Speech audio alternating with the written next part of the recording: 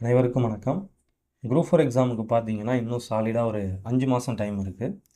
Already எக்ஸாமுக்கு prepare பண்ணிக்கிட்டு இருக்கிறவங்களுக்கு இந்த 5 மாதங்கிறது தாராளமாக போதும்.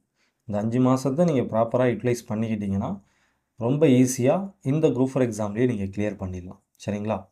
என்ன தான் கொஷின் வந்து டஃப்பாக கேட்குறாங்க, அவுட் ஆஃப் சோர்ஸ்லேருந்து நிறைய கொஷின்ஸ் கேட்குறாங்கன்னு நம்ம சொன்னாலும் நமக்கு வந்து ஒரு தெளிவான பிளான் இருந்ததுன்னா நிச்சயமாக இந்த 5 மாதம் நமக்கு தாராளமாக போதும். இந்த குரூப் ஃபோர் எக்ஸாம்லேயே வந்து நம்மளால் கிளியர் பண்ண முடியும். சரிங்களா?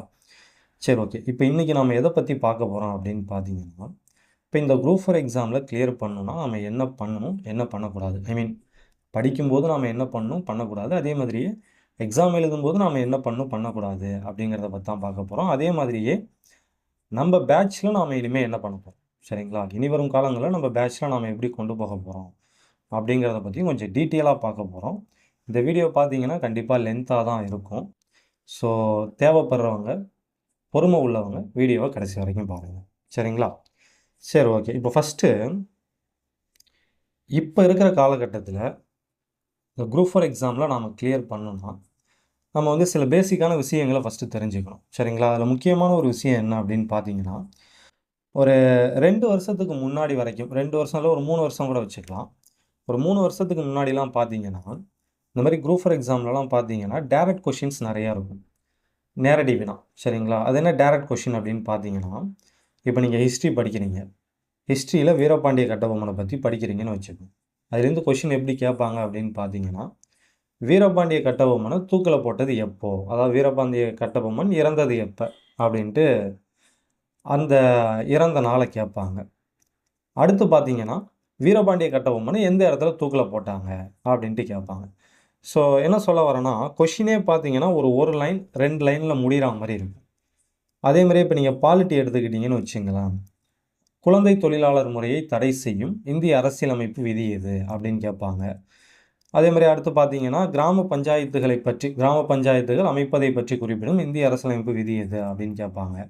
அப்புறம் ஏதாவது ஒரு சட்டத்தை கொடுத்துட்டு அதுக்கான ஆண்டு கேட்பாங்க. இப்போ உதாரணத்துக்கு வரதட்சணை தடை சட்டம் எந்த வருஷம் கொண்டு வந்தாங்க அப்படிங்கிற மாதிரி கேட்பாங்க.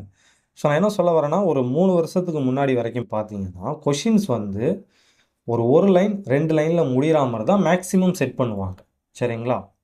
ஆனால் இப்போ ரீசெண்டாக பார்த்தீங்கன்னா, டைரக்ட் கொஷின் ரொம்ப கேட்குறதே கிடையாது. எல்லாமே இன்டைரக்ட் கொஷினாக இருக்குது. அதுவும் பார்த்தீங்கன்னா, ஸ்டேட்மெண்ட் டைப் கொஷின் வந்து நிறையா வைக்கிறாங்க. அது என்ன ஸ்டேட்மெண்ட் டைப் கொஷின் அப்படின்னு பார்த்தீங்கன்னா, ஒரு விஷயத்தை எடுத்துக்கிறாங்க, இல்லைனா ஒரு 2, 3 விஷயத்தை சேர்த்து கூட எடுத்துக்கிறாங்க. அது சம்மந்தமாக ஒரு 3 பாயிண்ட் இல்லைனா 4 பாயிண்ட் கொடுத்துட்டு, அதில் எது சரி, எது தப்பு அப்படிங்கிற மாதிரி கேட்குறாங்க. இப்போ உதாரணத்துக்கு இப்போ வீரபாண்டிய கட்டபொம்மனை எடுத்துக்கிட்டோன்னு வச்சுக்கலாம். வீரபாண்டிய கட்டபொம்மன் சம்மந்தமாக ஒரு 4 தகவலை கொடுத்துட்றாங்க. அதில் எது சரி, எது தப்பு அப்படிங்கிற மாதிரி கேட்குறாங்க. அதே மாதிரியே சரியான இணைகள், இல்லை தவறான இணைகள்னு ஒன்று கேட்குறாங்க. அதாவது ஒரு இணை கொடுத்துருவாங்க. சரிங்களா? அது எக்ஸாம் எழுதினவங்களுக்கு தெரிஞ்சிருக்கும். இல்லைனா கூட நீங்கள் ப்ரீவியஸ் இயர் கொஷின் எடுத்து பார்த்தீங்கன்னா கூட தெரியும். அந்த மாதிரி கேட்குறாங்க. அப்புறம் பொறுத்துக்க கேட்குறாங்க. நான் சிம்பிளாக என்ன சொல்ல வரேன் அப்படின்னு பார்த்தீங்கன்னா, கடந்த ஒரு 2, 3 வருஷமாக இந்த டைரக்ட் கொஷின் வந்து ரொம்ப ரொம்ப கம்மியாக இருக்குது. சரிங்களா? இதை எதுக்காக நான் இவ்வளோ டீட்டெயிலாக சொல்லிக்கிட்டு இருக்கேன் அப்படிங்கிறத நான் பின்னாடி சொல்கிறேன். சரி, ஓகே. இப்போது அப்போ நம்ம வந்து இந்த குரூப் 4 மாதிரி ஒரு எக்ஸாமில் கிளியர் பண்ணணும்னா நம்ம ஃபஸ்ட்டு தெரிஞ்சிக்க வேண்டிய விஷயம் இதுதான். இப்போ கொஷின் பேட்டர்ன் வந்து சேஞ்ச் ஆகிருக்கு. ரைட்டுங்களா?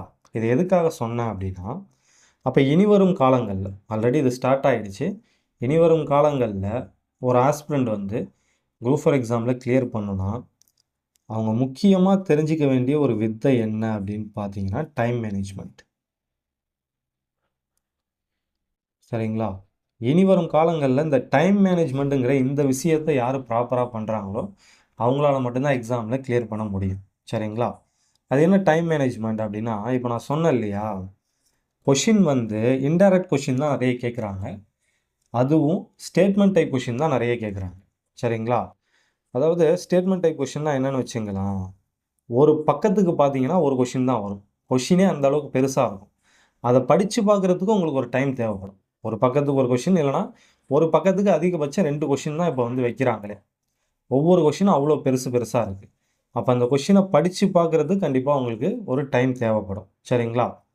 இன்னொரு முக்கியமான விஷயம் என்னென்னா, நீங்கள் எக்ஸாம் எழுதும்போது நீங்கள் ஒரு கொஷினை படிக்கிறீங்கன்னு வச்சுங்களேன், அந்த கொஷினை ஒரே ஒரு டைம் படிச்சுட்டு அதுக்கு ஆன்சரை கன்ஃபார்ம் பண்ணுற அளவுக்கு நீங்கள் வந்து வெல் ப்ரிப்பேர்டாக இருக்கணும். சரிங்களா?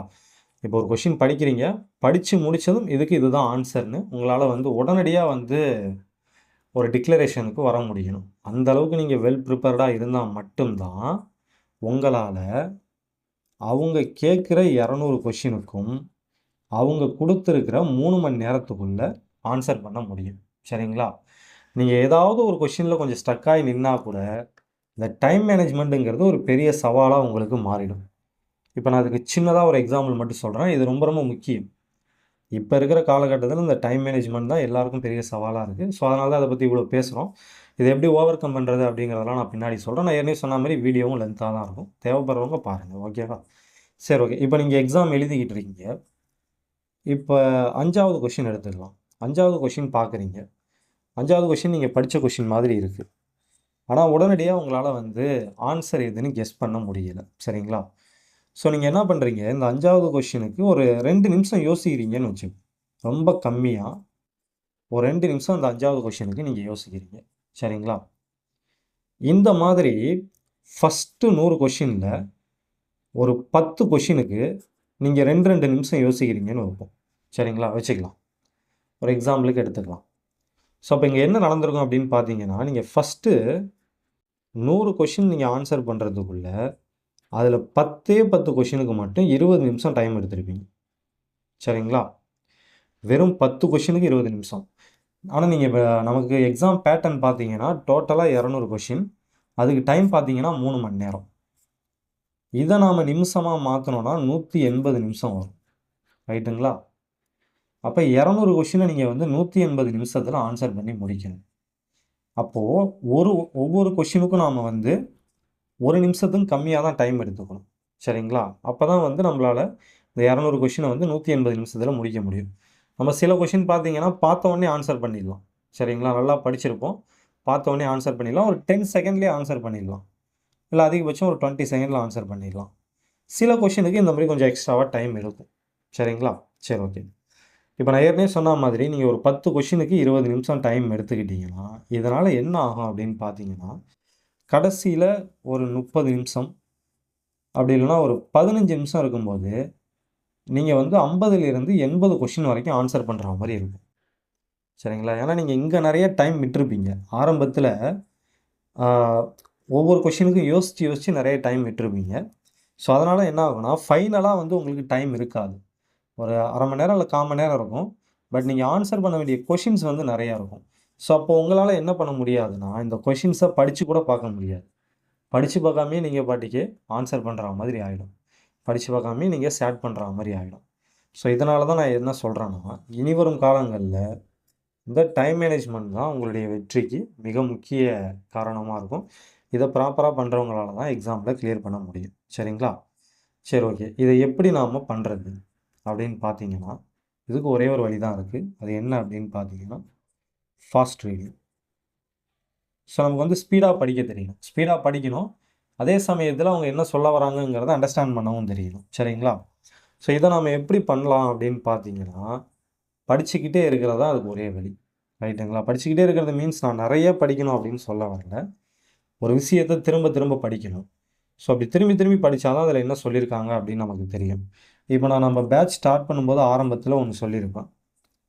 ஜூன் மாதத்துக்குள்ளே மே மாதத்துக்குள்ளே ஸ்கூல் புக்ஸை மினிமம் 3 டைமாவது நீங்கள் திரும்ப திரும்ப படிச்சிருக்கணும் அப்படின்னு சொல்லியிருப்பேன். இது எத்தனை பேருக்கு ஞாபகம் இருக்குன்னு தெரியல.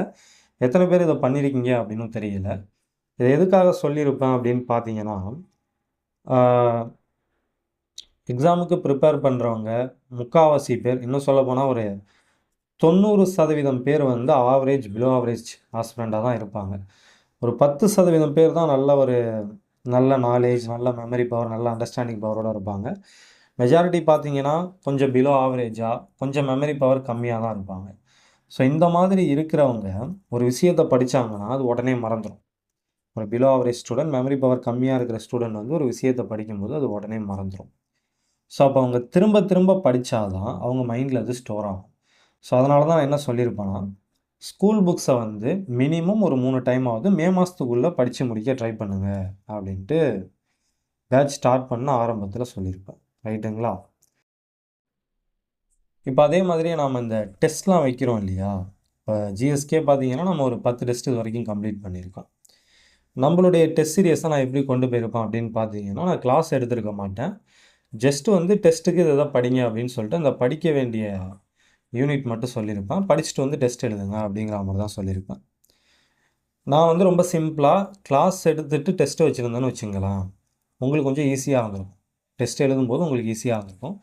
பட் அத பண்ணாம, கிளாஸ் எடுக்காம ஏன் உங்கள டெஸ்ட் எழுத சொன்னேன் அப்படின்னு பார்த்தீங்கன்னா, 2 காரணம் இருக்கு. ஃபர்ஸ்ட்டு காரணம் என்னன்னா, நீங்க இப்ப எக்ஸாம் எழுதுறீங்க இல்லீங்களா? ஐ மீன் நான் உண்மையான குரூப் ஃபோர் எக்ஸாம் சொல்றேன். குரூப் 4ஓ, குரூப் 2ஓ ஏதோ ஒரு எக்ஸாம் நீங்க எழுதுறீங்க இல்லீங்களா? அந்த எக்ஸாம்ல பார்த்தீங்கன்னா, நீங்க ஓரளவுக்கு ப்ரிப்பேர் பண்ணிட்டு போனீங்கன்னா, கொஸ்டின் பேப்பர் ஈஸியா இருந்தா, நிச்சயமா ஒரு 150 கொஸ்டின் வரைக்கும் உங்களுக்கு தெரிஞ்ச கொஸ்டினா தான் இருக்கும். சரிங்களா? கொஸ்டின் பேப்பர் ஈஸியா இருந்தா. இதுவே டஃப்பா இருந்ததுன்னா, ஒரு 130 கொஸ்டின் வரைக்கும் உங்களுக்கு தெரிஞ்ச கொஸ்டினா இருக்கும். சரிங்களா? இப்ப நம்ம ஈஸியா இருக்குன்னே வச்சுக்கலாம். ஈஸியா இருந்தா 150 கொஸ்டின் வரைக்கும் கண்டிப்பா உங்களுக்கு தெரிஞ்ச கொஸ்டினா இருக்கும். இப்ப இதுல மிச்சம் 50 கொஸ்டின் இருக்கு பார்த்தீங்களா? இந்த 50 கொஸ்டினுக்கு யாரு வந்து நல்லா கரெக்ட்டா ஆன்சர் பண்றாங்களோ, அவங்களுக்கு தான் வேலை கிடைக்கும். இந்த 150 கொஸ்டின் வரைக்கும் மேக்ஸிமம் ஓரளவுக்கு ப்ரிப்பேர் பண்ண எல்லாருமே பண்ணிடுவாங்க. மிச்சம் இருக்கிற 50 கொஸ்டின்ல யாரெல்லாம் நல்லா பண்றாங்களோ, அவங்களுக்கு தான் வேலை கிடைக்கும். அப்ப இந்த 50 கொஸ்டின நீங்க கரெக்ட்டா பண்ணணும்னா, உங்களுக்குன்னு ஒரு இண்டிவிஜுவாலிட்டி இருக்கணும். சரிங்களா? இண்டிவிஜுவாலிட்டினா நான் என்ன சொல்ல வரேன்னா, இப்போ சிம்பிளா இப்படி வச்சுக்கலாம். இப்ப எக்ஸாம் எழுதும்போது உங்கள அங்க காப்பாத்துறதுக்கு யாரும் இருக்க மாட்டாங்க. இந்த 50 கொஸ்டின பொறுத்தவரைக்கும், உங்களுக்கு ஹெல்ப் பண்றதுக்கு யாரும் இருக்க மாட்டாங்க. நானும் அங்க இருக்க மாட்டேன். நீங்க எங்க படிச்சாலும், இல்ல யார கைடா வச்சு படிச்சாலும், நீங்க நம்புற அந்த பெர்சன், நீங்க நம்புற அந்த கைட் வந்து எக்ஸாம்ல இந்த 50 கொஸ்டினுக்கு உங்களுக்கு ஹெல்ப் பண்ண போறதில்ல. இந்த 50 கொஸ்டின் நீங்க தான் ஹேண்டில் பண்ண போறீங்க. சரிங்களா? இந்த 50 கொஸ்டினுக்கு நீங்க எப்படி ஆன்சர் பண்ணுவீங்க அப்படின்னு பார்த்தீங்கன்னா, கால்குலேட்டிவ் கெஸ்ஸிங்ல மட்டும் தான் ஆன்சர் பண்ண முடியும். அது என்ன கால்குலேட்டிவ் கெஸ்ஸிங் அப்படின்னு பார்த்தீங்கன்னா, கெஸ் பண்றது. இது இப்படி இருக்கலாம். இத பத்தி நாம இங்க இப்படி ஒரு பாயிண்ட் படிச்சிருக்கோம். ஸோ, அந்த பாயிண்ட் படி பார்க்கும்போது இது இப்படி இருக்கலாம். இது இப்படி இருக்க வாய்ப்பில்ல அப்படின்ட்டு, இந்த மாதிரி நீங்க படிச்ச விஷயங்கள வச்சு கெஸ் பண்ணி, அது மூலமா வந்து சில ஆப்ஷன எலிமினேட் பண்ணலாம். சரிங்களா? ஒரு 2 ஆப்ஷன எலிமினேட் பண்ணிட்டு, மிச்சம் இருக்கிற 2 ஆப்ஷன்ல எது கரெக்ட், எது தப்பு அப்படின்னு நீங்களா வந்து கால்குலேட்டிவ் கெஸ் பண்ணி தான் ஆன்சர் பண்ற மாரி இருக்கும். ஒரு 50 கொஸ்டின். ரைட்டுங்களா? இந்த கால்குலேட்டிவ் கெஸ்ஸிங்க நீங்க கரெக்ட்டா பண்ணீங்கன்னா தான், உங்களால இந்த 50 கொஸ்டின்ல ஒரு 25லேருந்து 30 கொஸ்டின் வரையும் கரெக்ட்டா ஆன்சர் பண்ண முடியும். இந்த மாதிரி பண்றவங்களுக்கு தான் வேலை கிடைக்கும். அப்ப இந்த கால்குலேட்டிவ் கெஸ்ஸிங்குங்கிற இந்த ஒரு எபிலிட்டிய நீங்க எப்படி வளர்த்துக்க முடியும் அப்படின்னு பார்த்தீங்கன்னா, நீங்களா சில விஷயங்கள படிச்சு புரிஞ்சுக்கிறது மூலமா மட்டும் தான், உங்களால இந்த கால்குலேட்டிவ் கெஸ்ஸிங்குங்கிற அதாவது சிம்பிளா வச்சுங்க கெஸ் பண்ணி ஆன்சர் பண்றது. சரிங்களா? அந்த கெஸ் பண்ணி ஆன்சர் பண்றதுங்கிற விஷயத்த உங்களால எப்ப வளர்த்துக்க முடியும்னா, நீங்களா ஒரு விஷயத்த படிச்சு அண்டர்ஸ்டாண்ட் பண்ற அளவுக்கு நீங்க இருந்தா தான், உங்களால அந்த ஒரு டேலண்ட்ட வந்து வளர்த்துக்க முடியும். இது ரொம்ப ரொம்ப முக்கியம். ஒரு ஒரு ஆஸ்பிரண்ட் வந்து எக்ஸாம்ல கிளியர் பண்ணணும்னா, இந்த கால்குலேட்டிவ் கெஸ்ஸிங்குங்கிற உங்களுடைய அந்த எபிலிட்டி ரொம்ப ரொம்ப முக்கியம். இதுதான் மத்த ஆஸ்பிரண்ட்லேருந்து அவங்கள வந்து வேறுபடுத்தி காட்டும். சரிங்களா? இத பத்தி வேணாலும் நம்ம தனியாவே பேசலாம். இப்போதைக்கு எதுக்காக இத சொல்ல வந்தேன் அப்படின்னு பார்த்தீங்கன்னா, இப்ப நான் கிளாஸ் எடுத்தேன்னு வச்சுக்கங்களேன், உங்களுக்கு ஈஸியாவே இருக்கும். சரிங்களா? அப்போ ஒரு ஒரு பாலிட்டி நாம ஆல்ரெடி கிளாஸ் எடுத்துருக்கோம். எக்கனாமிக்ஸ் கொஞ்சம் எடுத்திருக்கோம். இப்ப நீங்க ஹிஸ்ட்ரிலாம் படிக்கும்போது, ஹிஸ்ட்ரி அதுக்கப்புறம் வந்து ஆம் வேற என்ன இருக்கு? ஐஎன்எம்லாம் படிக்கும்போது, நான் கொஞ்சம் கிளாஸ் எடுத்துட்டு, அந்த கிளாஸ கவனிச்சுட்டு வந்து நீங்க டெஸ்ட் எழுதுனீங்கன்னா, நீங்க டெஸ்ட்ல நல்லா ஸ்கோர் பண்ணுவீங்க. கண்டிப்பா அதுல எந்த மாற்றமும் இல்ல. இப்போதைக்கு நீங்க ஒரு 30 கொஸ்டின் கரெக்ட்டா ஆன்சர் பண்ணியிருந்தீங்கன்னு வச்சுக்கங்களேன், நான் கிளாஸ் எடுத்திருந்தேன்னா, அது 40 கொஸ்டின் ஆயிருக்கும். ரைட்டுங்களா? ஆனா இதனால எந்த யூஸும் இருக்காது. ஏன்னா இது டெஸ்ட்டு தான். நீங்க எங்க போய் மாட்டிப்பீங்கன்னா, எக்ஸாம்ல போயிட்டு மாட்டிப்பீங்க. நான் ஏற்கனவே சொன்ன மாரி எக்ஸாம்ல காப்பாத்துறதுக்கு நான் இருக்க மாட்டேன். உங்களுக்கு ஒரு டவுட் வருதுன்னா, அத அங்க கிளியர் பண்றதுக்கு நான் இருக்க மாட்டேன். நீங்களே தான் அத கிளியர் பண்ணிக்கிற மாரி இருக்கும். ஸோ, அப்ப நீங்களே உங்கள கொஞ்சம் கொஞ்சமா உருவாக்கிக்கிட்டா தான், நான் ஏற்கனவே சொன்ன மாதிரி, இந்த 50 கொஸ்டின்னு ஒண்ணு இருக்கு இல்லையா? இந்த 50 கொஸ்டின்ல ஒரு பாதிக்கு பாதியாவது வந்து உங்களால கரெக்ட்டா ஆன்சர் பண்ண முடியும். கெஸ் பண்ணி ஆன்சர் பண்ண முடியும். அந்த கெஸ் பண்ணி ஆன்சர் பண்றதுங்கிற அந்த டேலண்ட்ட நீங்க இம்ப்ரூவ் பண்ணிக்கணும் அப்படிங்கிறதுனால தான் நான் கிளாஸ் எடுக்கல. ரைட்டுங்களா? பட் பாலிட்டி, அதுக்கப்புறம் எக்கனாமிக்ஸ்லாம் கொஞ்சம் பேசிக்ஸ் உங்களுக்கு தெரிஞ்சா கொஞ்சம் நல்லாயிருக்கும். அப்பதான் படிக்கிறது புரியும்னு தான், அத மட்டும் நான் கிளாஸ் எடுத்தேன். ரைட்டுங்களா? ஸோ, அப்போ அ எதுக்காக இத சொல்ல வந்தேன் அப்படின்னு பார்த்தீங்கன்னா, ஸ்கூல் புக்கை வந்து நீங்களாக படிச்சிருக்கணும். இது ரொம்ப ரொம்ப முக்கியம். உங்களுக்கு புரியுது புரியலங்கிறது ரெண்டாவது. நீங்கள் நான் நிச்சயமாக சொல்கிறேன், 90% பேருக்கு ஸ்கூல் புக்கை ஃபஸ்ட் டைம் படிக்கும்போது அதில் இருக்கிற நிறைய விஷயங்கள் புரியாது. எனக்கும் அப்படி தான் இருந்தது. சரிங்களா? நான்லாம் எப்படியும் ஸ்கூல் புக் பார்த்தீங்கன்னா ஒரு 5, 6 டைம் படிச்சிருப்பேன். திரும்ப திரும்ப ஒரு 5, 6 டைம் படிச்சிருப்பேன். ஃபஸ்ட் டைம்லாம் எனக்கு எதுவுமே புரியல தான். எனக்கு ஃபஸ்ட் டைமே புரிஞ்சிருச்சு அப்படின்லாம் பொய் சொல்ல விரும்பல. நான் ஒரு 3 டைம் 4வது டைம் படிக்கும்போது தான் எனக்கு கொஞ்சம் கொஞ்சம் சில விஷயங்கள்லாம் புரிய ஆரம்பிச்சது. அந்த மாதிரி நானா புரிஞ்சுக்கிட்ட விஷயங்கள் தான் எனக்கு எக்ஸாம் எழுதும்போது ரொம்ப யூஸ்ஃபுல்லா இருந்தது. ஸோ, அப்ப நான் என்ன பண்ணனோ, அதே பாதையில தான் உங்கள கொண்டு போறேன். ஸோ, அதனால தான் டெஸ்ட்டு கூட நான் என்ன பண்ணலன்னா, கிளாஸ்லாம் எடுக்கல. சரிங்களா? இம்பார்ட்டன்ட் பாயிண்ட்டே ஏன் நான் அப்ப குடுக்கலன்னா, இதான் காரணம். நான் சொல்லியிருந்தேன் இல்லையா? 140 யூனிட்டுக்கு இம்பார்ட்டன்ட் பாயிண்ட் குடுக்குறேன் அப்படின்னு சொல்லியிருந்தேன் இல்லையா? அத ஏன் நான் முன்னாடியே குடுக்கல? டெஸ்ட் எழுதும்போதே ஏன் குடுக்கலன்னா, அதான் காரணம். நான் அத குடுத்தேன்னா எல்லாருமே இத படிச்சுருவீங்க. சரிங்களா? இந்த இம்பார்ட்டன்ட் பாயிண்ட் மட்டும் படிச்சுட்டு வந்து டெஸ்ட் எழுதுவீங்க. பட் இப்படி பண்ணும்போது என்ன ஆகும் அப்படின்னு பார்த்தீங்கன்னா, இந்த கால்குலேட்டிவ் கெஸ்ஸிங் நான் ஒரு விஷயம் சொன்னேன் இல்லையா? அதுக்கு தேவையானத நீங்க மிஸ் பண்ணிடுவீங்க.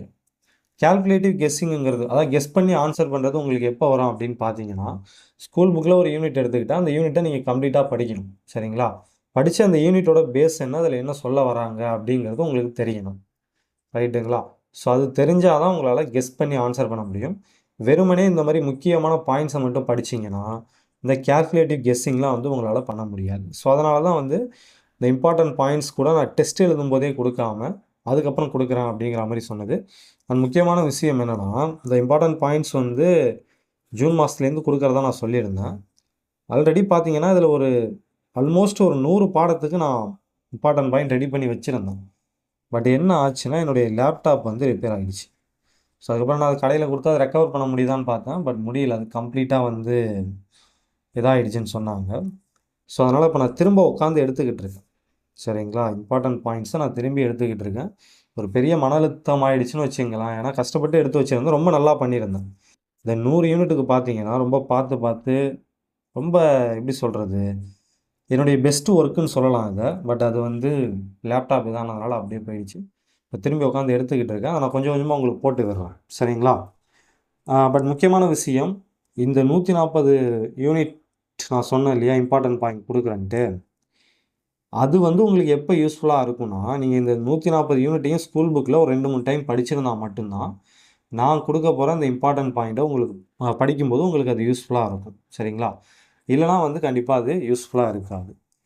சரி, ஓகே. இப்போ என்ன சொல்லிக்கிட்டு இருந்தேன்? ஏதோ சொல்ல வந்தேன், மறந்துட்டேன். சரி, ஓகே. ஞாபகம் வந்ததும் சொல்றேன். இப்ப இதுவரைக்கும் நம்ம பார்த்தத நான் திரும்ப ஒரு டைம் வந்து குயிக்கா சொல்லிர்றேன். முதல் விஷயம், இப்ப இருக்கிற எக்ஸாம்ஸ்ல வந்து இன்டைரக்ட் கொஸ்டின் தான் அதிகமா கேட்குறாங்க. இன்டைரக்ட் கொஸ்டின் வந்து ரொம்ப டைம் கன்சியூமிங்கா இருக்கு. சரிங்களா? அந்த கொஸ்டின படிச்சு பார்க்குறதுக்கே நமக்கு நெறைய டைம் தேவைப்படுது. ஸோ, அதனால இனிமே நம்ம எக்ஸாம்ல கிளியர் பண்ணணும்னா, நமக்கு டைம் மேனேஜ்மெண்ட்ங்கிறது ரொம்ப முக்கியம். டைம் மேனேஜ்மெண்ட்னா ஒண்ணும் இல்ல. ஒரு கொஸ்டின படிச்ச உடனே நம்மளால ஆன்ஸர் பண்ண முடியணும். சரிங்களா? அப்படி முடியலன்னா, அந்த கொஸ்டின ஸ்கிப் பண்ணிட்டு அடுத்த கொஸ்டினுக்கு போயிடணும். ஸோ, இத கூட நான் சொல்ல விட்டுட்டேன். நீங்க ஒரு கொஸ்டின படிக்கிறீங்க. அந்த கொஸ்டினுக்கு அந்த கொஸ்டின நீங்க படிச்சு முடிச்சதுக்கப்புறம், ஒரு 10 செகண்டுக்குள்ள அதுக்கான ஆன்ஸர நீங்க டிசைட் பண்ணிட்டீங்கன்னா ஓகே. அப்படி இல்லன்னா, அந்த கொஸ்டின அப்படியே ஸ்கிப் பண்ணிட்டு உடனே அடுத்த கொஸ்டினுக்கு போயிடணும். யோசிக்கவே கூடாது. சரிங்களா? யோசிச்சு டைம் வேஸ்ட் பண்ணக்கூடாது. இது ரொம்ப ரொம்ப முக்கியம். நெறைய பேர் இந்த தப்ப தான் பண்ணுவீங்க. ஒரு 15வது கொஸ்டின் நீங்க பார்க்குறீங்க. 15வது கொஸ்டின் உங்களுக்கு தெரிஞ்ச கொஸ்டின் மாரி இருக்கு. ஆனா, ஆன்ஸர் கரெக்ட்டா உங்களால கன்ஃபார்ம் பண்ண முடியலன்னா, ஒரு 10 செகண்ட் மட்டும் டைம் எடுத்துக்கங்க. கொஸ்டின படிச்சுட்டு ஒரு 10 செகண்ட் மட்டும் தான் நீங்க டைம் எடுத்துக்கணும். 10 செகண்ட்குள்ள ஆன்ஸர முடிவு பண்ணிட்டீங்கன்னா, ஷேர் பண்ணிடுங்க. அப்படி இல்லன்னா, அந்த கொஸ்டின அப்படியே விட்டு உடனே அடுத்த கொஸ்டினுக்கு போயிடுங்க. 10 செகண்டுக்கு மேல யோசிக்காதீங்க. சரிங்களா? இது ரொம்ப ரொம்ப முக்கியம். அடுத்து வந்து வேற என்ன சொன்னோம்? Time management. டெர இன்டைரக்ட் கொஸ்டின் நெறைய கேட்குறாங்க. அப்புறம் என்ன சொன்னோம்? ஸ்கூல் புக்ஸ ஒரு 3 டைம் படிச்சிருக்கணும்னு சொன்னோம். அப்புறம் இந்த கால்குலேட்டிவ் கெஸ்ஸிங்ன்னு ஒரு விஷயம் சொன்னோம். இது ரொம்ப ரொம்ப முக்கியம். நிச்சயமா வந்து கெஸ் பண்ணி ஆன்ஸர் பண்ற அந்த டேலண்ட் நீங்க வளர்த்துக்கணும். கெஸ் பண்ணி ஆன்ஸர் பண்றதுக்கு ரொம்ப ரொம்ப முக்கியமான விஷயம் என்னன்னா, நீங்க நல்லா படிக்கிறது. சரிங்களா? திரும்ப திரும்ப ரிப்பீட்டடா ஒரு விஷயத்த படிச்சு, அதில என்ன சொல்லியிருக்காங்கன்னு நீங்களாவே புரிஞ்சு வச்சிருந்தீங்கன்னா தான், ஒரு தெரியாத கொஸ்டின பார்க்கும்போது, இதுக்கு இப்படி இருக்கலாம்.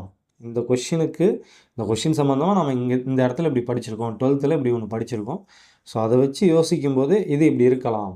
அப்படின்னு நீங்கள் கெஸ் பண்ணி ஆன்சர் பண்ண முடியும். சரிங்களா?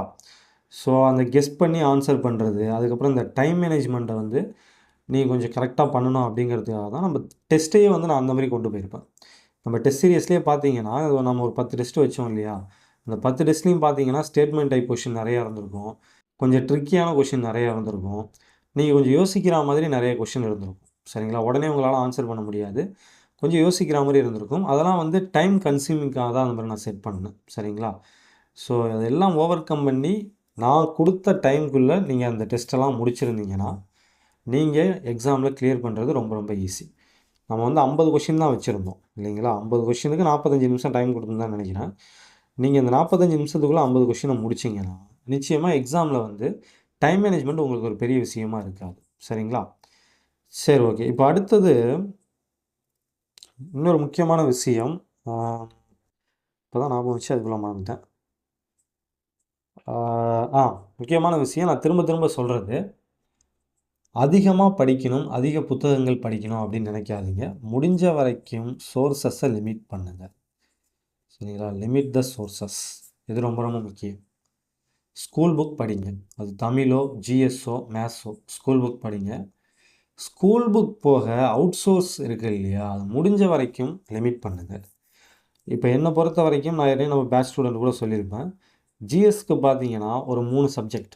சரிங்களா? 3 சப்ஜெக்ட்டுக்கு மட்டும் அவுட் சோர்ஸ் படிங்க. அதுக்கு மேலே போகாதீங்க. அதுவும் ஒவ்வொரு சப்ஜெக்ட்டுக்கும் ஒவ்வொரு புத்தகம் மட்டும் அவுட் சோர்ஸ் படிங்க.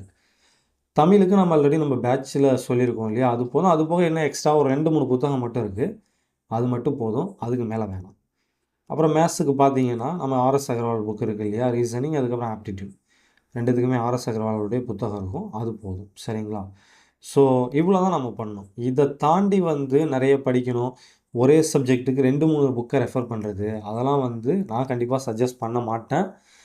ஏன்னா, நீங்கள் அதிகமாக படிக்க படிக்க, நீங்கள் படிச்சுக்கிட்டு இருக்கிறதெல்லாம் ஒரு பக்கம் மறந்துக்கிட்டே போகும். சரிங்களா? நீங்கள் படித்தது ஒரு பக்கம் மறந்துக்கிட்டே இருக்கும். நீங்கள் லோடு மேலே லோடு ஏற்ற ஏற்ற ஆல்ரெடி நீங்கள் வந்து ஸ்டோர் பண்ணியிருக்கீங்க இல்லைங்களா? அது வெளில போய்க்கிட்டே இருக்கும். ஸோ அதனால் முடிஞ்ச வரைக்கும் சோர்ஸஸை லிமிட் பண்ணிவிட்டு திரும்ப திரும்ப படிங்க. சரிங்களா? படித்ததை திரும்ப திரும்ப படிங்க. அப்போ தான் மறக்காது. ஸோ இது ரொம்ப ரொம்ப முக்கியமான விஷயம். அதே மாதிரியே இன்னொரு முக்கியமான விஷயம் என்னென்னா, நீங்கள் எக்ஸாமில் கிளியர் பண்ணணுன்னா சிலபஸை 100% கவர் பண்ணணும்னு அவசியம் கிடையாது. ஸோ சிலபஸில் இருக்க எல்லாத்தையும் படிக்கணும் அப்படிங்கிற மைண்ட் செட் வேணாம். அது முடியவும் முடியாது. இன்னொன்று, இங்கே எக்ஸாமில் கிளியர் பண்ணுறதுக்கு சிலபஸை 100% கம்ப்ளீட் பண்ண வேண்டிய அவசியமும் கிடையாது. சரிங்களா?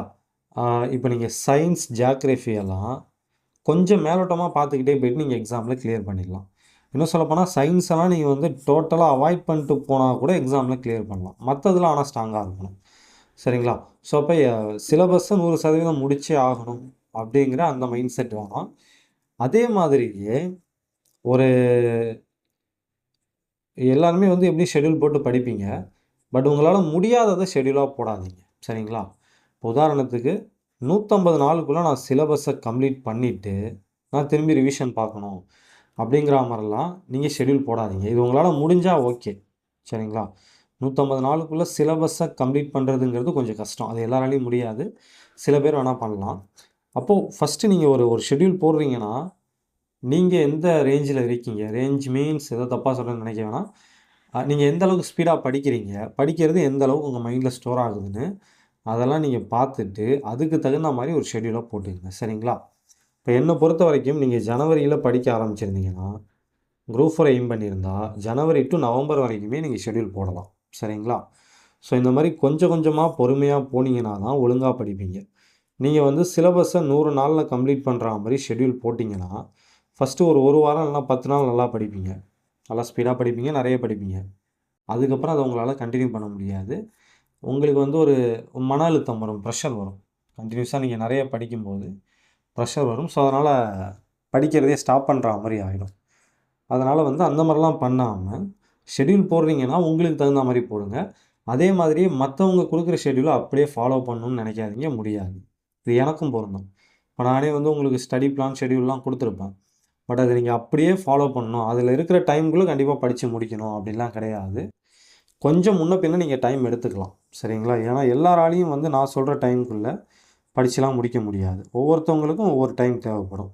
அப்போ உங்களுக்கு நீங்கள் எப்படி இருக்கீங்க, உங்களுக்கு எவ்வளோ டைம் தேவைப்படுது அப்படிங்கிறத பொறுத்து உங்களுக்கு நீங்கள் வந்து ஒரு ஷெட்யூல் போட்டுக்கங்க. சரிங்களா?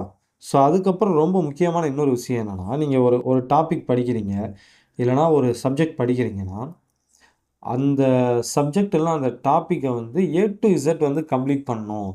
அதில் இருக்கிற எதுவுமே மிஸ் ஆகக்கூடாது அப்படிங்கிற மாதிரி ஃபஸ்ட் டைம் படிக்காதீங்க. சரிங்களா? நான் சொல்கிறது ஃபஸ்ட் டைம் நீங்கள் படிக்கும்போது, ஒரு டாபிக் எடுத்துக்கிட்டால் அந்த டாப்பிக்கில் இருக்க எல்லாத்தையும் முடிக்கணும் அப்படின்னு நினைக்காதீங்க. இப்போ உதாரணத்துக்கு பாலிட்டி, இந்திய அரசியலமைப்பில் அடிப்படை உரிமைகள்னு ஒரு டாபிக் இருக்கும். நம்ம எல்லாரும் கண்டிப்பாக தெரிஞ்சிருக்கோம். ஃபண்டமெண்டல் ரைட்ஸ்னு இங்கிலீஷில் சொல்லுவோம். இந்த டாபிக் பார்த்தீங்கன்னா ரொம்ப பெரிய டாபிக். சரிங்களா? அப்போ நீங்கள் ஃபஸ்ட் டைம் இந்த டாபிக் படிக்கும்போது, இதில் இருக்க எல்லாத்தையும் படித்து முடிக்கணும்னு முடிவு பண்ணீங்கன்னா, இதுக்கே வந்து உங்களுக்கு நிறைய டைம் தேவைப்படும். சில பேருக்கு 10 நாள், சில பேருக்கு 20 நாள் கூட டைம் தேவைப்படலாம். சரிங்களா? நான் சொல்கிறது நீங்கள் லக்ஷ்மிகாந்த் புக்கில் உள்ளது, இல்லை வேறு ஏதாவது ஒரு அவுட் சோர்ஸில் உள்ள புக்கில் உள்ளதையும் படிக்கணும்னு சேர்த்து படிக்கணும்னு நினச்சிங்கன்னா, கண்டிப்பாக வந்து ஒரு 10லேருந்து 20 நாள் வந்து உங்களுக்கு டைம் தேவைப்படும். சரிங்களா? ஸோ அப்போ ஃபஸ்ட் டைம் படிக்கும்போது என்ன பண்ணணும்னா, இப்போ ஃபண்டமெண்டல் ரைட்ஸ் இருக்கா? இதில் மேலோட்டமான தகவலை ஃபஸ்ட்டு படிக்கணும்.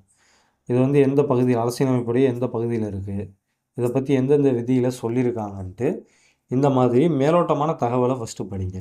சிலபஸில் இருக்கிற எல்லா டாபிக் சம்மந்தமாகவும் உங்களுக்கு மேலோட்டமான தகவல் ஃபஸ்ட்டு தெரியணும். சரிங்களா?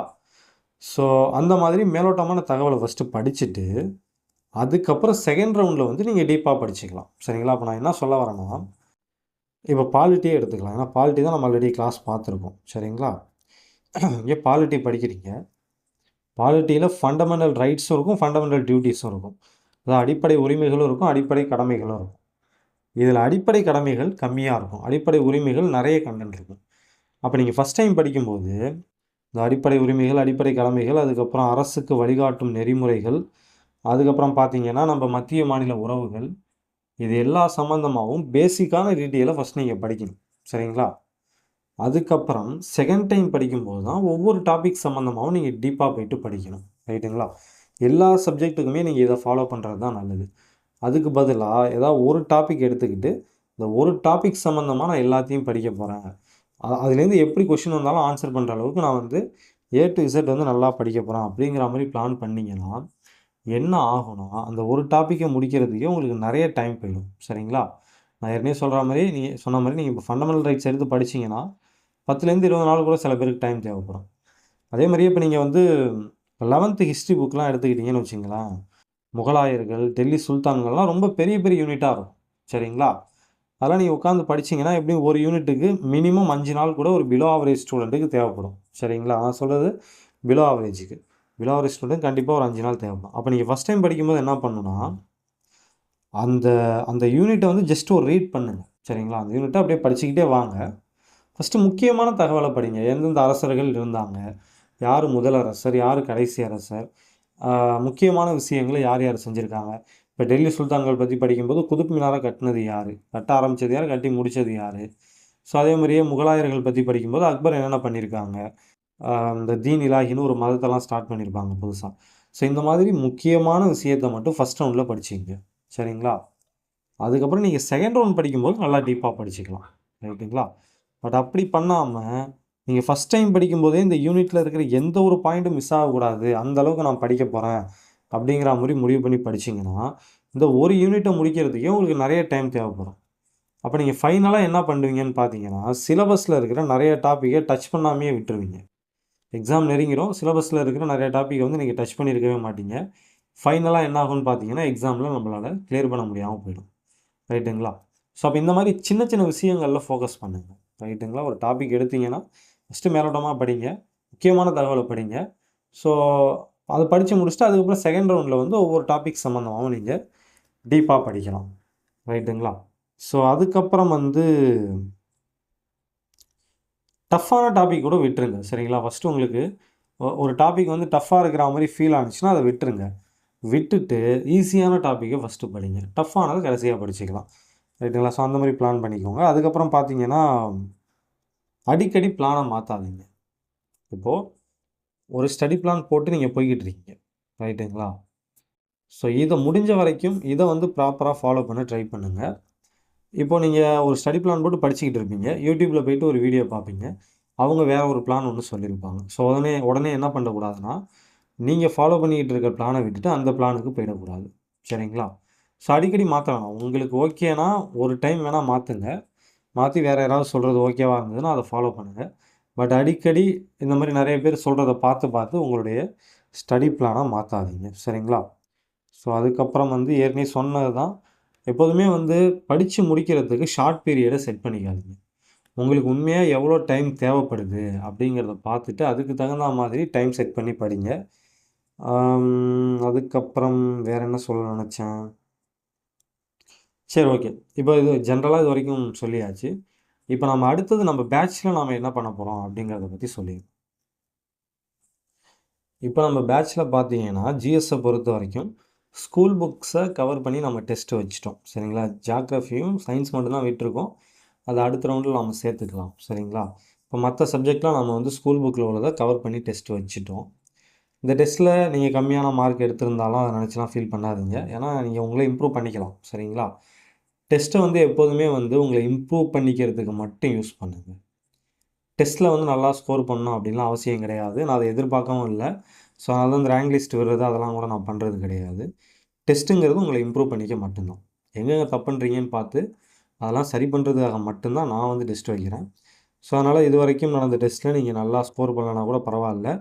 அந்த கொஷின் பேப்பரை திரும்ப திரும்ப பாருங்கள். கொஷின்ஸ் எப்படிலாம் கேட்கலாம், நீங்கள் படிக்கிற ஒரு டாப்பிக்லேருந்து நான் எப்படிலாம் கொஷின் எடுத்திருக்கிறேன், நீங்கள் எந்த ஆங்கிளில் படிச்சிங்க, நான் எந்த ஆங்கிளில் கொஷின் எடுத்திருக்கேன்னு இந்த மாதிரியான விஷயங்களை நல்லா பாருங்கள். சரிங்களா?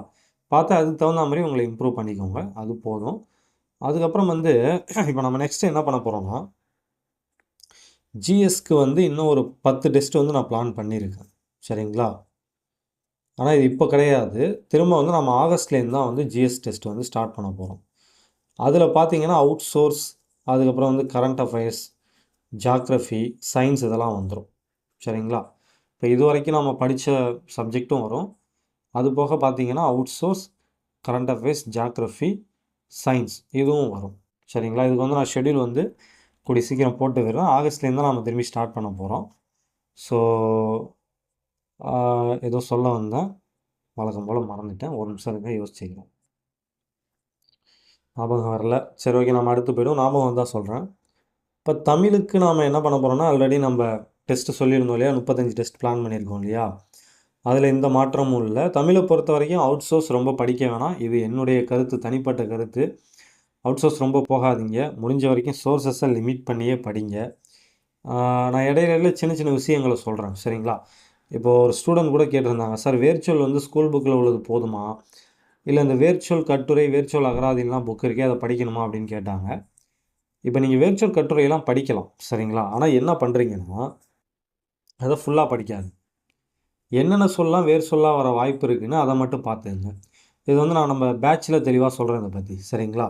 நான் வீடியோ போடும்போது இந்த வேர்ச்சுவல் கட்டுரை எப்படி படிக்கணும் அப்படிங்கிறத பற்றி தெளிவாக சொல்கிறேன். இப்போதைக்கு நான் கொடுத்துருக்குற அவுட் சோர்ஸ் மட்டும் படிங்க. சிலபஸ் சேஞ்ச் பண்ணுறாங்களா என்னன்னு தெரியல. நிறைய வாய்ப்பு இருக்குதுன்னு நினைக்கிறேன். ஏன்னா நிறைய பேர் போயிட்டு மினிஸ்டரை பார்த்துக்கிட்டு இருக்காங்க. அப்படி சிலபஸ் சேஞ்ச் பண்ணலனா கூட கொஷின் பேப்பருடைய ஸ்டாண்டர்டை வந்து 10th லெவலில் வைக்கணும் அப்படிங்கிற மாதிரி கூட கேட்டிருக்காங்க. ஸோ அதனால் வந்து வெயிட் பண்ணி பார்க்கலாம். இன்னொன்று நான் ஏன் அவுட் சோர்ஸ் ரொம்ப படிக்காதீங்கன்னு சொல்கிறேன்னா, அதுக்கு நிறைய காரணங்கள் இருக்குது. அது வேணால் நம்ம தனியாக ஒரு வீடியோவில் பேசிப்போம். இப்போதைக்கு போக வேணாம், அவுட் சோர்ஸ் ரொம்ப போக வேணாம். சரிங்களா? ஸோ தமிழுக்கு இந்த இந்த 35 டெஸ்ட்டுங்கிற இந்த பிளான் நமக்கு போதும். அடுத்து பார்த்தீங்கன்னா மேத்ஸுக்கு நம்ம இப்போ கிளாஸ் ஸ்டார்ட் பண்ணியிருக்கோம். எல்லாம் பார்த்துருப்பீங்கன்னு நினைக்கிறேன். ஏற்கனவே நம்ம சொல்லியிருந்த மாதிரி மேத்ஸுக்கு நம்ம தனியாக ஒரு பேட்சை போட்டு அதில் வந்து பேசிக் கிளாஸ் கூட நான் ஒன்று போட்டுட்டேன். சரிங்களா? பார்த்துருப்பீங்கன்னு நினைக்கிறேன். ஸோ அதை நம்ம ஃபாலோ பண்ணிக்கலாம். உங்கள் மேத்ஸ் சுத்தமாக தெரியலனா கூட தயவு செஞ்சு வந்து இனிமேல் நான் போட போகிற கிளாஸஸை பாருங்கள். சரிங்களா? ஏன்னா அதில் ரொம்ப பேசிக்லேருந்து நான் சொல்ல போகிறேன். ரொம்ப பொறுமையாக தான் சொல்லிக் கொடுக்க போகிறேன். ரொம்ப அவசரப்படாமல் ரொம்ப பொறுமையாக தான் சொல்லிக் கொடுக்க போகிறேன். அதனால தான் ஷெட்யூலே பார்த்தீங்கன்னா நவம்பர் வரைக்கும் போட்டிருக்கேன். சரிங்களா? நல்லா ஒவ்வொரு டாப்பிக்கும் நிறைய கேப் விட்டு நவம்பர் வரைக்கும் வச்சு தான் நான் ஷெட்யூல் போட்டிருக்கேன். ஸோ இவ்வளோ தான். நம்ம பிளான் ரொம்ப சிம்பிள் தான். நான் எப்போதுமே வந்து என்ன சொல்கிறது, ரொம்ப சிம்பிளாக தான் பிளான் பண்ணுவோம். நான் படிக்கும்போதுமே அப்படி தான் பண்ணேன். ஜிஎஸ்கே வந்து அவுட் சோர்ஸ் நம்ம கம்மியாக தான் படிக்க போகிறோம், தமிழுக்கு கம்மியாக தான் படிக்க போகிறோம், மேத்ஸு கம்மியாக தான் படிக்க போகிறோம். நம்மளை பாஸ் பண்ண வைக்க போகிறதே எதுன்னு பார்த்தீங்கன்னா கால்குலேட்டிவ் கெஸ்ஸிங்னு நான் ஒரு விஷயம் சொன்னேன் இல்லையா, இந்த விஷயந்தான் உங்களை பாஸ் பண்ண வைக்க போகுது. இதை வந்து வளர்த்துக்குங்க, இந்த டேலண்ட்டை வளர்த்துக்கோங்க. படிக்கிறத வச்சு படிக்காத கொஷின், தெரியாத கொஷினுக்கு ஆன்சர் பண்ணுறது எப்படி அப்படிங்கிறது தான் முக்கியம். அதாவது கரெக்டாக பண்ண முடியாது, யோசித்து பண்ணலாம். சரிங்களா? கெஸ் பண்ணி இது இப்படி இருக்கலாம், இது இப்படி இருக்க வாய்ப்பு இல்லைன்னு நாம் கெஸ் பண்ணி தான் பண்ணலாம். அது வந்து நம்ம படித்ததை வச்சு நம்ம பண்ணணும். ரைட்டுங்களா? ஸோ இவ்வளோ தான் நம்மளுடைய பிளான். நம்ம பிளான் ரொம்ப சிம்பிள் தான். ஸ்கூல் புக்ஸை நல்லா படிங்க. நான் திரும்ப திரும்ப சொல்கிறது, தமிழாக இருந்தாலும் சரி, ஜிஎஸ்ஸாக இருந்தாலும் சரி, ஸ்கூல் புக்ஸை நல்லா படிச்சிங்க. ஏன் சொல்கிறேன்னா, ஸ்கூல் புக்குங்கிறது எல்லாருமே படிக்கிறது. சரிங்களா? ஸ்கூல் புக்குங்கிறது எல்லாருமே படிக்கிறது. அவுட் சோர்ஸ் வந்து எந்த அவுட் சோர்ஸ்லேருந்து கொஷின் கேட்பாங்கன்னு யாராலையும் சொல்ல முடியாது. அவுட் சோர்ஸ் நிறையா இருக்குது, அதில் அவங்க எதுலேருந்து வேணாலும் கொஷின் எடுக்கலாம். ஆனால் ஸ்கூல் புக்குங்கிறது காமன், எல்லாருக்குமே காமன். சரிங்களா? 10th சோஷியல் சயின்ஸ்லேருந்து ஒரு கொஷின் எடுக்கிறாங்கன்னா அது எல்லாருக்குமே காமன். இதே இப்போ அவுட் சோர்ஸ் வந்து இப்போ பிரகதீஷ் புக்லேருந்து கொஷின் எடுக்கிறாங்கன்னு வச்சுப்போம். பாலிட்டி பிரகதீஷ் புக்குன்ட்டு ஒன்று சொல்லுவாங்க இல்லைங்களா, அதுலேருந்து கொஷின் எடுக்கிறாங்கன்னு வச்சுக்கலாம். ஒரு பேச்சுக்கு சொல்கிறேன். அந்த பாயிண்ட் ஆனால் லக்ஷ்மிகாந்தில் இல்லைன்னு வச்சுக்கலாம். இப்போ பிரகதீஷ் புக்கு படிக்கிறவங்க அது கரெக்டாக ஆன்சர் பண்ணுவாங்க, லக்ஷ்மிகாந்த் படிக்கிறவங்களால பண்ண முடியாது. ஸோ அந்த ஒரு என்ன சொல்கிறது, அந்த ஒரு வித்தியாசம் இருக்கும். ஆனால் ஸ்கூல் புக்கில் அந்த மாதிரி கிடையாது. சரிங்களா? ஸ்கூல் புக்குங்கிறது எல்லாரும் படிக்கிறது. ஸோ இதிலேருந்து வர கொஷினை நம்ம மிஸ் பண்ணக்கூடாது. அவுட் சோர்ஸ் போனால் போயிட்டு போகுது, விட்டுருங்க. ஸ்கூல் புக்கை மிஸ் பண்ணக்கூடாது. ஸோ இதுதான் வந்து நம்மளுடைய முதல் இலக்கு. ரைட்டுங்களா? இப்போ ஃபைனலாக நான் சொல்ல வர்றது என்னென்னா, இன்னும் ஒரு 5 மாதம் டைம் இருக்குதுன்னு நான் பிகினிங்லேயே சொன்னேன் இல்லையா, அந்த 5 மாதம் தாராளமாக போதும். சரிங்களா? இப்போதைக்கு நீங்கள் பண்ண வேண்டியது என்னென்னா, இந்த 5 மாதத்தை ப்ராப்பராக யூட்டிலைஸ் பண்ணுங்கள். டெய்லி படிங்க, கன்சிஸ்டண்ட்டாக படிங்க. நீங்கள் படிக்கிற விஷயம் புரியலையா, விட்டுருங்க. புரிகிற விஷயத்த படிங்க. அதாவது என்ன சொல்கிறேன்னா, நீங்கள் எல்லா டாப்பிக்லேயும் எல்லா சப்ஜெக்ட்லேயும் வந்து ரொம்ப வந்து ஒரு ஜீனியஸாக இருக்கணும்லாம் அவசியம் இல்லை. ஒரு சில சப்ஜெக்டில் நீங்கள் ஜீனியஸாக இருந்தீங்கன்னா போதும், சில சப்ஜெக்டை நீங்கள் அவாய்ட் பண்ணிடலாம். சரிங்களா? ஸோ அந்த மாதிரி ஃபஸ்ட்டு பயம் இல்லாமல் படிங்க. எல்லாமே உங்களுக்கு தெரியணும்லாம் அவசியம் இல்லை. இந்த எக்ஸாமில் கிளியர் பண்ணணுன்னா உங்களுக்கு எல்லாமே தெரியணும்னு அவசியம் இல்லை, ஓரளவுக்கு தெரிஞ்சால் போதும், அதை வச்சே கிளியர் பண்ணலாம். ரைட்டுங்களா? ஸோ அதேமாதிரி நான் திரும்ப திரும்ப சொல்கிறது, படிக்கும்போது ஒரு விஷயம் புரியலைன்னா திரும்ப படிங்க. சரிங்களா? கொஞ்சம் பொறுமையாக படிங்க. பொறுமை தான் ரொம்ப ரொம்ப முக்கியம். அப்புறம் இன்னொரு முக்கியமான விஷயம் என்னென்னா, இப்போ இந்த வீடியோவே நான் எதுக்காக போட்டேன்னா, முதல்ல உங்கள் மேலே உங்களுக்கு நம்பிக்கை இருக்கணும். ரொம்ப ரொம்ப முக்கியமான விஷயம். உங்களால் மட்டும்தான் உங்களை எக்ஸாமில் கிளியர் பண்ண வைக்க முடியும். சரிங்களா? நீங்கள் நம்புகிற கைடாலேயோ, நீங்கள் நம்புகிற கோச்சிங் சென்டராலேயோ அதை பண்ண முடியாது. இதை நான் தெரிஞ்சுக்கிறதுக்கே நான் 25,000 செலவு பண்ணேன். சரிங்களா? ஸோ நான் ப்ரிப்பேர் பண்ணும்போது பார்த்தீங்கன்னா, நானும் வந்து கோச்சிங் சென்டர்ஸை நம்பினேன். ஸோ 25,000 2 கோச்சிங் சென்டரில் ஜாயின் பண்ணேன். 2மே போகலானா, ஒரு கோச்சிங் சென்டர் ஒரு 3 நாள் போனேன், இன்னொரு கோச்சிங் சென்டர் வந்து ஒரு 2 நாளோ 1 நாளோ தான் போனேன். சரிங்களா? ஸோ 2த்துக்கும் சேர்த்து ஃபீஸ் பார்த்தீங்கன்னா ஒரு 25,000 செலவு பண்ணேன். இந்த 25,000 செலவு பண்ணி நான் கற்றுக்கிட்டது என்ன அப்படின்னு பார்த்தீங்கன்னா, ஒரு எக்ஸாமில் நாம் கிளியர் பண்ணணுன்னா அது நம்ம கையில் தான் இருக்குது. கோச்சிங் சென்டர் இல்லை கைடுங்கிறவங்க வந்து ஜஸ்ட்டு வந்து நமக்கு ஒரு வழி காட்டுவாங்க, அவ்வளோதான். பட் அந்த வழியை பிடிச்சிக்கிட்டு கரெக்டாக போகிறது நம்ம கையில் தான் இருக்குது அப்படின்னு நான் தெரிஞ்சுக்கிறதுக்கு நான் இந்த 25,000 செலவு பண்ணேன். சரிங்களா? மற்றபடி கோச்சிங் சென்டர்ஸால் எனக்கு பெருசாக எதுவும் கிடைக்கல. அதை தான் நான் உங்களுக்கும் சொல்கிறேன். உங்களுக்கு ஒரு ஐடியா கிடச்சிருச்சுன்னு வச்சுங்களேன், குரூப் 4 எக்ஸாமுக்கு இதெல்லாம் படிக்கணும் அப்படின்ட்டு ஒரு ஐடியா கிடச்சிருச்சுன்னா, நீங்கள் பாட்டுக்கு உட்காந்து படிக்க வேண்டியது தான். சரிங்களா?